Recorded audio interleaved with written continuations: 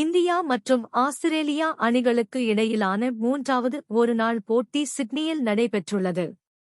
தொடரில் ஏற்கனவே 2-0 என்ற தொடர் வெற்றியை பெற்றுள்ள ஆஸ்திரேலிய அணி, இந்த போட்டியில் டாஸ் வென்று முதலில் பேட்டிங் தேர்வு செய்து 236 ரன்கள் அடித்து ஆஸ்திரேலியா அணியின் இன்னிங்ஸை முடித்தது.